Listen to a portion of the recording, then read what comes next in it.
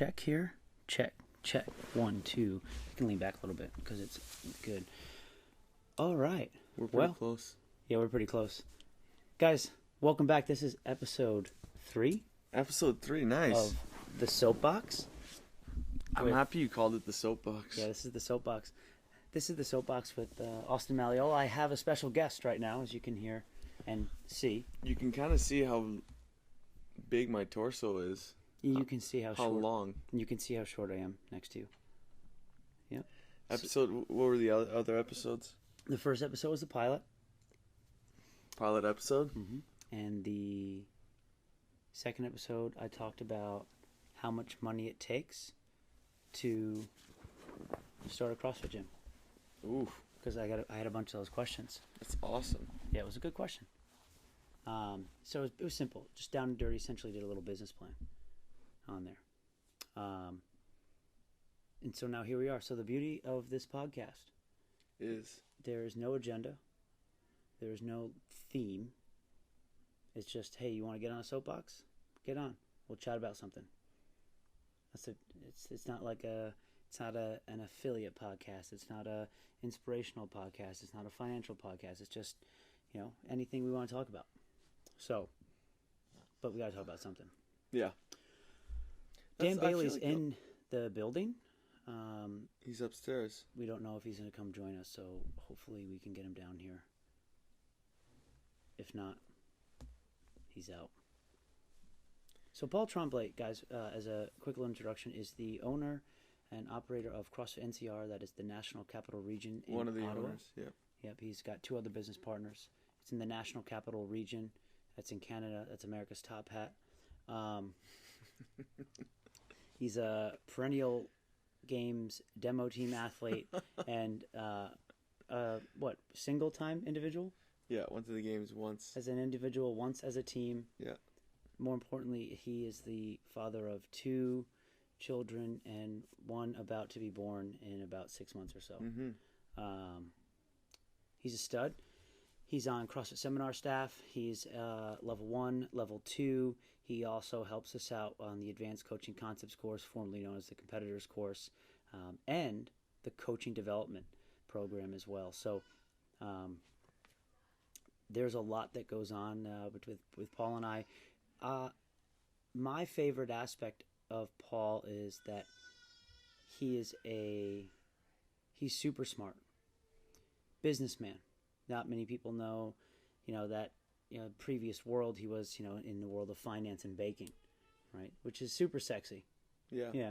I didn't do anything extremely sexy. It was more like entry level job. But were you a teller?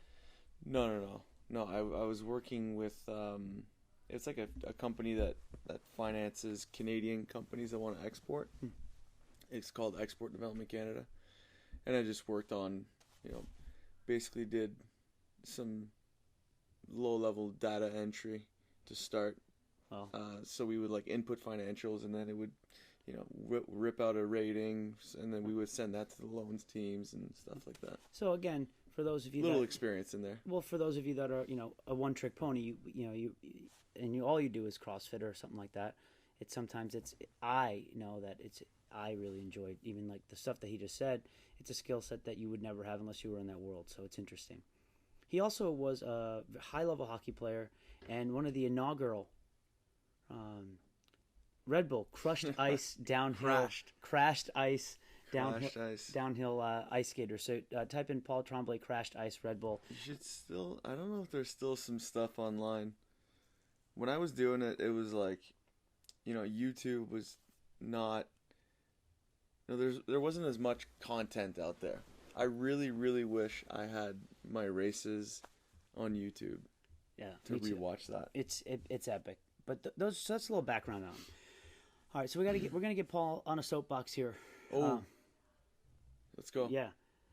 What do you want to talk about? So we're gonna talk about business advice. Okay. You come from a family that is they're good at what they do in the world of business, and I want to know what your biggest pet peeve is when you hear business advice floated, whether it's in the fitness world, any world. What is your biggest pet peeve? and why? My biggest pet peeve, it's when business advice is handed out, but it is when it's like cut and dry, where it's like you need to do this In order to in this. order to get success. Like you can't do this. I've heard so many people say like, don't go into partnership. Don't get a partner. Own the business yourself 100%. And those people live by that, and I find it funny when people give absolutes in the world of business, and they'll give you advice, or they'll put some content out there, and it's just, there is no absolute, and every situation is different. So that's one of my pet peeves. I like that. You have two partners, both of which are your friends. Mm-hmm. Both of which I've heard the same advice: never go into business with your friends. Yeah, I've heard that right several times. And it's awful having partners, so on and so forth. But again, it's difficult to hear that advice and then see that, well, clearly people can be successful with their friends, without their friends, with partners, without partners. So I agree. Yeah. I do think that obviously put more people on an equation, it gets more complex, but that's the nature of the beast. Yeah, but it gives you, honestly, that's the one of my best moves is just having partners. Yeah. I remember I was having a conversation with an affiliate owner in Ottawa, and we were chatting about, what we do at the gym, and he was asking questions, and then at one point he's like, well, you guys are lucky, you guys are more than one owner. And I said, honestly, I'm not lucky to have a partner. We chose to do this. Like, this is why we have a partner. And that's one of the biggest reasons why we're so successful at the gym, is because, there's not just one person running a show. It's just such a team effort. And it makes me be able to, come down here and do other things, and do people running the ship on staff. And when I started the gym with Reza, we weren't even friends. Well, we were friends, but we had basically just met. Mm. So the luck is that how we were able to, or still to this day, be good friends, and have kind of both the relationship of business and friendship survive. Right. I think that's the luck. And it doesn't always happen either. No. Right. No. Oh, you hear of a lot of stuff. A lot of affiliate owners breaking up, for sure. But remember this: you're always going to hear more stories of what is unsuccessful than not even super successful. There's people that are not breaking up. Stories of a gym that's just plugging along, doing what they need to do. No one cares about that. Mm-hmm. So you're not going to hear about those things. All right, CrossFit in Canada. Yeah. You've been doing it for a long time. How is it different from CrossFit in the United States? Is it different? Not really. I think we're just still a little bit behind. We're behind in terms of number of affiliates, definitely per capita. Right. But I'm in Ottawa. We have about 1 million people, and we have 20 boxes. And I often hear like, "Oh, Ottawa's saturated. There's too many gyms," and I'm like, guys, there's 1 million people. I love that. And let me tell you that not every gym has 1,000 members. Yeah. Right? So let's average it out. We have 20 gyms in Ottawa. Let's say 100 people per gym on average. I don't know. Some more, some less. So, you got 2,000 people who are CrossFitting in Ottawa. Right. That's in an affiliate. That's nothing. It's a fraction of a percent. Exactly. So, I think we could still catch up to the States in that sense, like the number of affiliates. I see what you guys are doing at One Nation and some of the other guys that are doing with their affiliates, and it's, we're always kind of trying to mimic what's going on down here. Right. We're learning, because you guys are always kind of just a little bit of ahead, and we're able to kind of just follow the lead there. I like that. And it doesn't have to do with universal health care? No. No. People, we have the same issues as you guys, Yeah. like we're still an out of shape nation, like Well, yeah. we still have the same health issues, and people still need to work out Yeah. and eat better just as much as the States. Well, I think you bring up the right point. Is that there's no shortage of people, right? So I look at I have 3 gyms in the area. We got 200 right around there, give or take, depending on the location. Mm-hmm. Members, we're in towns, Needham, Waltham, and Brighton, where there's we're talking 30, 40, 50,000 people that are there. That's let alone not even people that work there, right? So like Mm-hmm. there's, and then and what really kind of changed my understanding of no shortage of people, and if there were a shortage of people, how hard it would be. At the Reebok Fitness facility, we have a membership base that can only be added to by people that work in the building. Mm. So you take out the Reebok employees because that's a different scenario because they're not paying; it's subsidized. There's about 2,000 other employees there. Okay. So I have a pool of 2,000 people that can buy a membership. It's not a lot. And right now we have 100. We're closing at 150 members. Including the Reebok employees? No. Not included. So that's wow. 150 of 2,000. That percentage is gigantic. That's amazing. And it's a number that I'm still at work at. I'm not happy about. But like, imagine if you had that percentage of people in your town, in Needham, whatever it might be, right? Like, you'd have 3,000-4,000 members. Yeah. So, and it's been exhausting. The amount of work that we've had to do to get those people in, and it shows that if your business is really struggling, you're not doing what it takes to get the people in your gym, or you're not keeping them, right? Like, online programming is also a place where I've learned of, imagine if I never lost any members. Previous members on the hand plan, 400 something. It's like I see that number in my Zen planner, like all students, right? It's like in the thousands, right? So it's like obviously you got to take it with a grain of salt. But if you never lost a member, you'd have 1,000 members, right? And so you have both sides of that equation. But I think that's something that is really powerful to understand, is that there is no shortage of people. You just got to really bust your ass to get them in the gym. So why don't we have 1,000 members, right? Yeah. Well, I ask myself that all the time. I'm like, why don't I have 500 members at the gym? Or why does this gym only have 100? Like, what's going on? And I think a lot of affiliates are afraid to grow too fast. Well, but it's also a mathematical equation. Like, it's the simple rule of 150. As soon as you get over 150 people in the gym, you can't make those connections with people. Like, it's so you're losing your efficacy as the gym owner. What do you think that number is? I think You think it's 150? So yeah, there's a lot of data out there on like the 150 from like as soon as headquarters get over 150, management. There's all these things out there. A lot of research on it. I've listened to podcasts and books. I can't speak to it anywhere near appropriately, but I mean, I think, and you see that at affiliates. Yeah. Gyms that are over 150 members all have the same exact issues. But they're stuck at that number too. Oh yeah, but gyms at like 65 members, you're like, you'll walk into that gym like, wow, this gym has like 400 members. Now they have 60, but they're just, it's because they know everyone. It's packed, And they show up. That's another metric too. It's like the percentage of people that show up every day. Well, when I was writing a business plan in an ideal world business plan, and the ideal business plan for a CrossFit affiliate, really any high end business model. That you could say your ROI doesn't have to come back for another 10 years.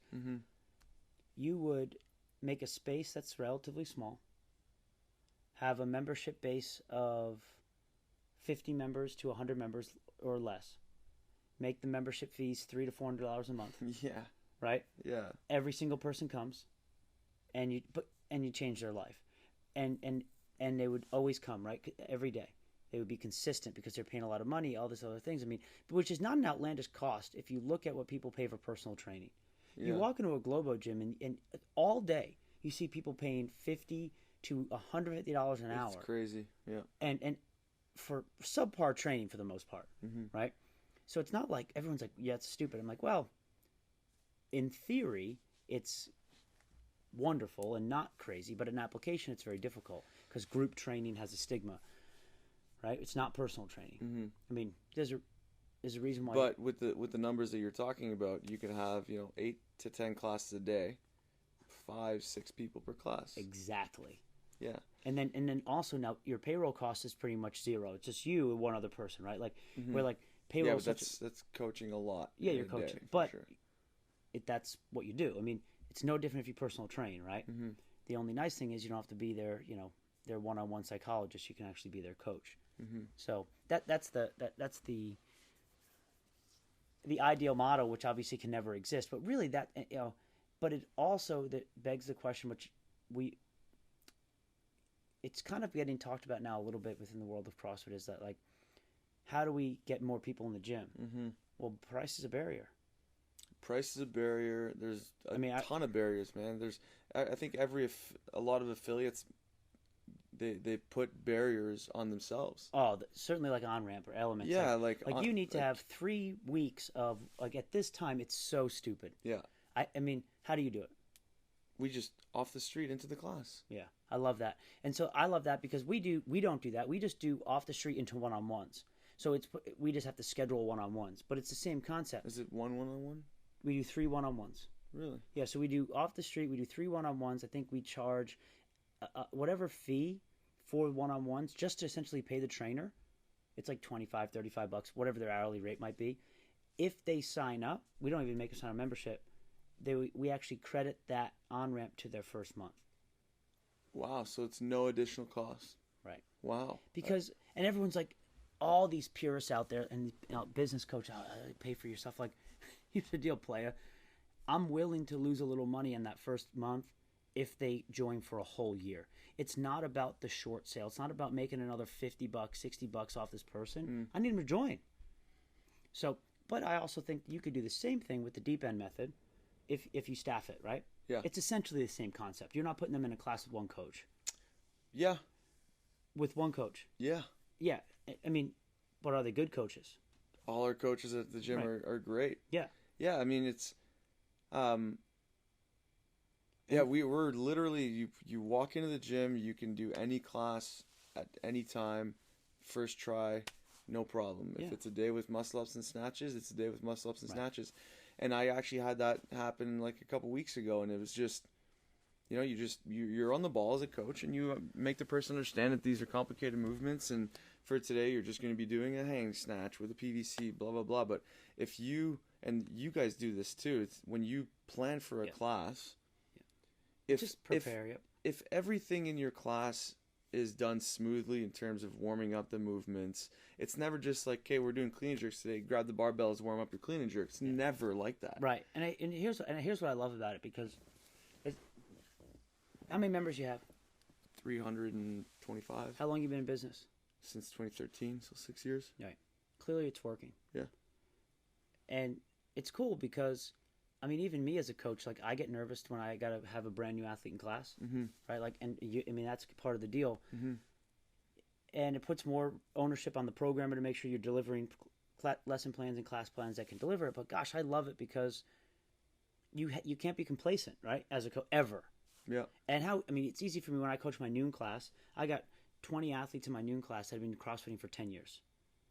Now, yeah, I got to give them really minute points, but I it's easy for me. I've been doing it a long time. It's relatively simple. But man, someone comes in that class that's brand new, changes the game. Yeah. I think it's great. So both have their challenges, right? Like you know that people that have been doing it for a long time, like you're working a little bit differently in terms of what you're going to give them for feedback or for cues, and it's probably a little more natural, right? You have the relationship with these people. You're not in the stage where you're trying to get these people to like you. Right.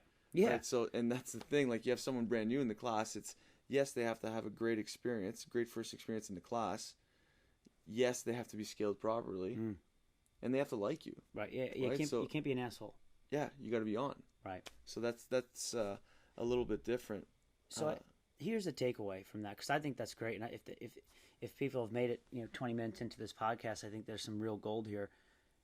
don't be tied to your method, because part of me wants to think like, gosh, like I want to try the deep end method. Now, I don't know if it necessarily might work at our affiliate because we're relatively unique with how big our classes are and the staffing and things like that. But I'd love to try it because it kind of makes me a little nervous, right? Which I'd like, because I know what we do works, but there are also downsides of it, right?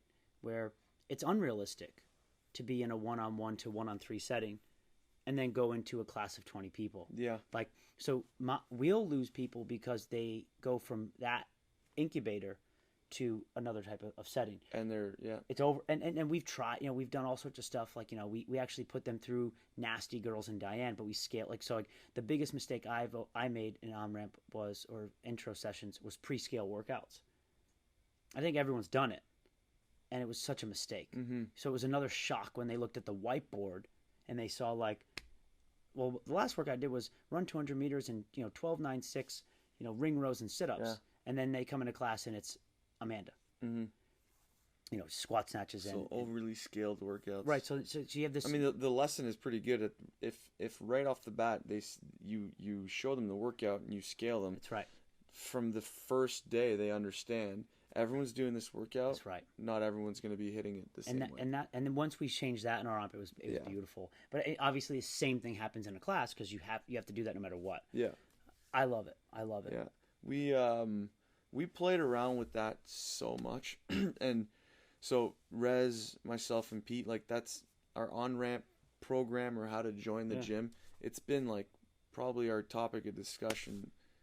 Our most popular one, and as it should between be, the three of us. It's your main revenue stream. Yeah, and it's just how do we make sure that people have a great first experience, right? And we had a couple classes on the schedule. They were called CrossFit Basics. Yeah, right, where people could come and they were always like we would run them like kind of like a breakout group, right? They'd be like the squats. You spend like 20 minutes on the squats, and then we do a workout at the end. And then we found that there wasn't a big difference between the basics classes and our normal classes, right? So it's like, and I think about that all the time too when I want to do a boot camp class. Sometimes I'm like, should I add a boot camp class? Okay, cool. How am I going to program for it? Oh, we'll just do air squats and kettlebell swings. Okay, well, how am I going to coach that? Yeah. Oh, you're going to coach the kettlebell swing, all the points performances there. You're going to teach them how to squat. Okay, so. Yeah. Is it not just a CrossFit class? So the problem is that you're stricken by the bug of actually delivering a quality that if CrossFit's your highest quality class, if you deliver a boot camp class, it has to be lower quality in coaching. And it's really hard. First time I coached a boot camp class, I blew it because I coached the shit out of them. Yeah. And I was like, and then I was like, okay. So it's basically so your athletes will know that when you come into the boot camp class, it's limited to no coaching. I mean, we warm them up a little bit. We tell them what to do, and we 3, 2, 1, go it. And honestly, and if it's safe, we then program it's the movements appropriately. So blah blah blah blah blah. But it's and quite honestly, I don't think there's anything wrong with it because aren't there, like I always say, isn't there days where you want that?